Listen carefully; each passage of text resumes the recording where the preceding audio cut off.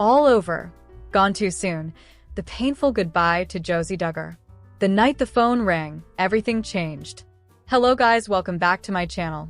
For Duggar family latest news update, please subscribe the channel and press the bell icon. Rachel lay curled on her bed, the gentle hum of her bedside lamp the only light in the room. Outside, a heavy rain tapped against the window, as though the skies themselves were crying. She'd stayed up late, scrolling through social media, reading updates about the Duggar family, the familiar mix of faith quotes, family photos, and rumors. Then, unexpectedly, her phone jolted with a notification, a news alert. Her heart skipped. Something wasn't right. She tapped the alert, and the headline blazed across the screen in stark, cruel letters. Josie Duggar dies after sudden illness her breath caught. She stared. She reread. She swiped to the news article. The words swirled before her eyes. Passed away peacefully surrounded by her family, a battle too brief, gone too soon. Rachel's vision blurred. She shut the screen. The world outside felt distant, hollow. She whispered, "No, this can't be real. A fragile life." Josie Brooklyn Duggar was known for overcoming struggle from the day she first drew breath. Born prematurely at just 25 weeks, weighing only 1 pound 6 ounces, she spent the earliest months of her life in intensive care, fighting for every heartbeat. Her arrival, delicately balanced between hope and fear, was a testament to resilience. Her parents, Jim, Bob, and Michelle, held vigil in hospital nurseries, anxiously waiting for signs. The tiniest twitch of a finger, a stable heart rate, a sigh of relief. And though many doctors warned of long-term complications, the Duggar family welcomed Josie home, believing in the power of love, faith, and relentless care. As she grew, Josie's health journey continued. She sometimes experienced seizures, especially when a fever struck. Her family always watched, always waited. She was delicate, but she was brave. For many fans, Josie represented both vulnerability and hope, a living reminder that even the most fragile among us can shine, given enough care and love. The morning of darkness, on that fateful morning, the Duggar house was quiet. The rising sun filtered through curtains in soft, mournful beams. Michelle stood in the hallway, sleep still clinging to her eyes. Jim, Bob, ever stoic, made coffee in the kitchen, his hands trembling just slightly. The older children moved about, some making breakfast, others gathering for daily chores. Then came the urgent knock. One of the younger siblings, tears in her eyes, rushed down. "Mom, Dad, it's Josie. She's not breathing." Time fractured. Michelle dropped the mug she held. Jim, Bob's coffee sloshed everywhere, forgotten. The siblings converged in a rush of gasps and prayers. Hands grasped each other. Bodies trembled. Hearts raced. They found Josie lying pale and still on her bedroom floor. No struggle. No warning. The silence was electric. Every parent's nightmare. Realized. They called 911. They knelt beside her. They prayed. They begged, and the ambulance lights. Through the precarious drive to the hospital, the family held on to faith and fear in equal measure. And the sterile corridors of a hospital. The waiting room was fluorescent and cold. Chairs sat in rigid rows, but no one felt like sitting. The Duggar siblings, some older, some very young, huddled together.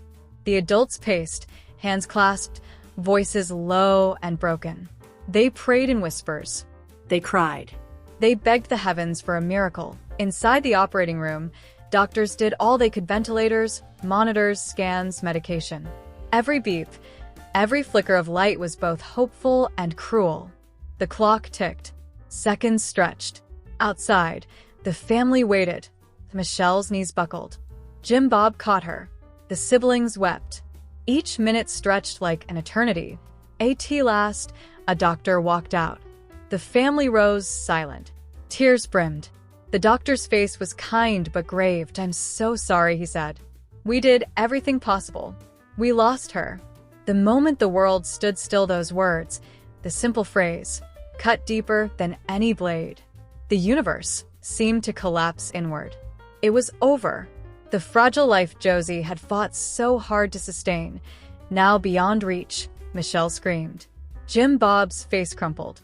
The siblings scattered into sobs. Their world shattered in an instant.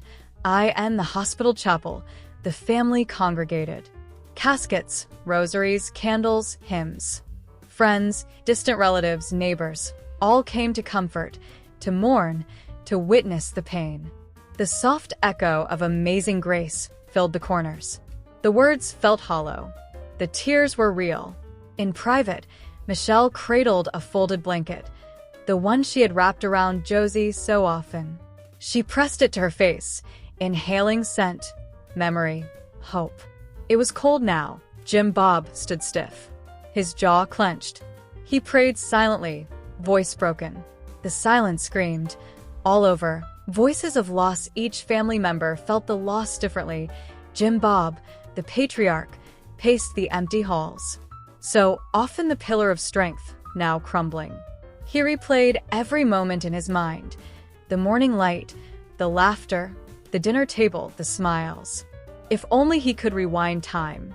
His faith felt shaky, though he clung to it with trembling hands. Michelle sat in Josie's room at home, now eerily silent. The crib remained, the baby monitor untouched, the tiny dresses and blankets folded as if waiting. She wept in quiet despair. She whispered to the emptiness, "I'm sorry, darling. I wish I could have held you longer." The older children felt guilt, panic, helplessness. What if they had checked him more? What if they had heard something? What if one more moment, just one more, could have saved her? Some turned silent. Others wept openly. Some searched for a reason, a meaning, a glimmer. The younger siblings asked questions with sobbing voices. When will Josie come home? Can she hear us? Will she wake up? No answer felt enough. No consolation satisfied the emptiness. Outside, fans and followers posted tributes, memes, messages of solace, disbelief. The internet flared with grief. Social media became a pool of collective loss. Some prayed, some questioned, some criticized the family's faith. Others offered nothing but silence. A funeral in an empty heart. The day of the funeral dawned gray and weeping. Rain fell in soft sheets, as though the heavens themselves mourned. Inside the church, chairs were arranged, but the weight of absence overwhelmed. The casket stood at the front, sweet and small, with floral arrangements of lilacs, baby's breath, and soft pastel roses. A slideshow of Josie's life played on a screen. Newborn photos, hospital lights, sibling smiles, birthday celebrations, gentle family gatherings. Her fragile smiles, her courageous glances, her quiet presence. Speakers took turns. A pastor spoke of life, faith, resurrection, hope beyond death.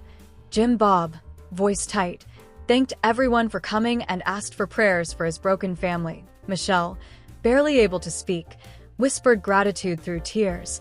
The siblings, some braver than others, shared memories, her laughter, her trust, her gentleness. Then, in reverent silence, they carried the casket out, draped in flowers. The rain fell harder. Gravestones looked like sentinels in a grieving field. They laid Josie to rest. The shovel dropped, muffled cracks of earth. The family threw in handfuls of soil, tears mingling with earth. Goodbye. Gone too soon. Aftermath of the silence. When the funeral ended, the crowd dispersed. Candles cooled. Flowers wilted. The house was quiet. The echoes of grief lingered like ghosts. Days passed. Weeks passed. The children returned to school, work, chores. But nothing felt normal. The dinner table had a missing seat. The bedtime routine lacked Josie's soft voice. The lullabies stopped. Michelle woke in the dark, expecting a small cry, a stumbling footstep, a whispered mom. That silence dared her to breathe. Jim Bob wandered into Josie's former room, touched folded clothes, stared at empty furniture. He avoided the mirror. He tried to pray. The siblings gathered occasionally, but the grief was heavy. Some murmured in confessionals of guilt. Some tried to dissipate it in busyness. Some at night wept into pillows for months. The house was haunted, not by her presence, but by her absence. Faith fractured. Faith remains. The Duggar family was deeply religious. Their faith had guided them through trials before. But now in this harshest trial yet, even faith felt fragile. Some nights, Michelle knelt by Josie's bed and prayed for her return. Some days, Jim Bob attended church with hollow eyes. Some siblings questioned the cost of faith when a child could slip away so easily. They grappled, how do you surrender someone you love to a God you trust? How do you sing of life when death has stolen the sweetest breath? And yet, in their brokenness, some fragments of faith flickered. Friends, pastors, community members visited, offering words, meals, prayers. Some came bearing scripture verses, blessed are those who mourn, they shall be comforted. He heals the brokenhearted with God. No loss is final. These words soothed, though they did not heal. Over time, the family learned to breathe again, though their lungs remembered the weight. They learned to speak of Josie without collapsing. They planted a small rose garden in her memory. They held a yearly memorial, songs, candles, laughter, tears. They still believed.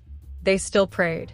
But the ache remained, a wound that never quite closed, the legacy of a precious life. Josie's story, though brief, left an imprint on many lives. Among the family, she became a symbol of fragility, of courage, of love unguarded by time. In the hearts of fans, she was a reminder. Life is precious, fragile, unpredictable. Her memory inspired donations to neonatal intensive care units, foundations for premature birth, and support for grieving families. Her story was told in sermons and memorial gatherings. She became, in death, a quiet hero to those facing impossible odds. The Duggar family, reeling, wounded, but resolved, sought to live in the space she had left. They committed to kindness, to holding their children closer, to gratitude. Even when the tears fell and letters, journals, social media posts, they spoke of Josie not with sorrow alone, but with reverence. She was ours. She was brief, but she was light. We are changed forever. We carry her where we go. Year after year, on her birthday, her siblings released balloons. They lit candles. They played her favorite lullabies. They wept. They laughed, remembering her soft voice. She was gone, and yet, in their hearts, she lived on. When all is over, in the quiet moments, the hush of early morning, the stillness before dawn, Michelle sometimes whispers to the empty room, "My darling, I miss you." Jim Bob and she sometimes stand silently outside the garden they planted, watching buds push through soil, thinking of what might have been. Their children, grown and small, carry on, shaped by absence, defined by memories. Yes, all over. The storm came and passed. The little life flickered out. But the imprint remains. The pain lingers. The love endures. In the end, perhaps that is the cruel, beautiful paradox. When someone is gone too soon, all that remains is love and the grief we carry in making meaning of what was taken. The world may move on, clocks may tick, seasons may shift, but in quiet hearts, that small life is remembered each and every day. Goodbye, sweet Josie. Too fragile for this world, but forever present in the souls that loved you. Jinger Duggar opens up about overwhelming visit with large family. Jinger Vuolo née Duggar admitted that it can be overwhelming to visit her large family in Arkansas after she relocated to California. During the Wednesday, July 2nd, episode of their Jinger and Jeremy podcast, Jinger, 31, and her husband, Jeremy Vuolo, discussed their last-minute trip with their children, Felicity, 6, Evangeline, 4, and Finn, 3 months, to see her family, including parents Jim Bob Duggar and Michelle Duggar, in her home state. "It is so exciting. I love going back to visit," Jinger shared. "And at the same time, it's overwhelming because we live away. There are a couple siblings who live away now, just a few. And when you live away from family, and then you come back, everybody wants to see you. Everybody wants to connect with you, and it can be so tough to juggle all that." Jinger added that trying to coordinate stuff with her family has become even more complicated as her 18 siblings continue to have more kids. Despite feeling stressed about seeing everyone, Jinger insisted she had a good time on the trip. "A ton of people went to the big house, and our kids got to see all the animals that they have there," she said, referring to Jim Bob, 59, and Michelle's home. "That was super fun." After Jeremy, 37, pointed out that it had been a long time since they were at the big house. Jinga said it was wild to realize how much her family has changed over the years. When we first walked in, everything's clean, the former TLC star said. It's like perfectly clean. Typically, when you walk into the big house, it's kind of messy. We would clean the house every night, and it would be spotless, ready to go. But when you walk in at like 2 p.m. on a weekday and the house is clean, I thought, okay, this is a different season of life. Because you have maybe 5 kids who live there now and they're all grown, so that's strange. Jinga shared that she didn't go into her old bedroom, though Jeremy revealed that he showed their daughters where mommy would sleep. It was fun stepping back into that old property and just seeing the family, Jinger said. I think my younger siblings, that's the part that's really fun. I love seeing how they've grown and matured, what they're into now. Because when I left, that was a long time ago, and those little kids are all grown up. It's hard for me to picture the little kids as teenagers and as adults now. It's kind of wild. Jinger Duggar says it's strange to go home to parents Jim, Bob, and Michelle's house as an adult. It's always a little weird to go back home after moving out and starting your own life, something even Jinger Duggar is all too familiar with. During this week's episode of the Jinger and Jeremy podcast, she opened up about her recent visit home to Arkansas and how strange she felt being back in Jim, Bob, and Michelle's house again after so much has changed. Jinger, husband Jeremy Vuolo, and their 3 children visited her family back home in June, and although she said the trip was so exciting, it was also overwhelming at times, partly because having such a big family means having a lot of people to plan time with. There are a couple siblings who live away now, just a few. And when you live away from family and then you come back, everybody wants to see you, she said. Everybody wants to connect with you, and it can be so tough to juggle all that. They ended up spending a lot of time at her parents' house, which Jinger and her siblings refer to as the big house because it's big enough to accommodate anyone who might have wanted to stop by and see them. The changes that have been made there recently were immediately obvious to Jinger, the first being how clean it is without so many kids running around making messes. It's like perfectly clean. Typically, when you walk into the big house, it's kind of messy, she explained on the podcast. We would clean the house every night, and it would be spotless, ready to go. But when you walk in at like 2 p.m. on a weekday and the house is clean, I thought, okay, this is a different season of life. Because you have maybe 5 kids who live there now, and they're all grown, so that's strange. These days, the youngest kid in Jim, Bob, and Michelle's house is 15-year-old Josie, so the time when toys would be scattered everywhere is long behind them. But despite the strangeness, Jinger said she had fun, and that it was kinda wild to see her youngest siblings turning into adults. I love seeing how my younger siblings have grown and matured, what they're into now, she shared on the podcast. Because when I left, that was a long time ago, and those little kids are all grown up. It's hard for me to picture the little kids as teenagers and as adults now. Jinger Duggar brings new baby home to Arkansas to meet the whole Duggar family. Are Jinger Duggar and Jeremy Vuolo teasing a move back to Arkansas? According to a recent Instagram story, they might be considering it. The couple and their 3 kids are visiting Michelle and Jim, Bob at the big house so their new son, Finn, can meet the rest of the Duggar family. While there, Jinger and Jeremy had to fill up their car with gas and were stunned by how inexpensive it was compared to Southern California, where they live now. When Jeremy told Jinger to look at the price, she remarked, "What in the world? Should we move back?" Despite her musings, it seems unlikely Jinger and Jeremy will move back to Arkansas anytime soon. In August 2024, they purchased their home in Santa Clarita, California, for just under $2 million. If Jinger's Instagram posts are any indication, they've been loving the house and their neighborhood. This is baby Finn's first time meeting most of the Duggars.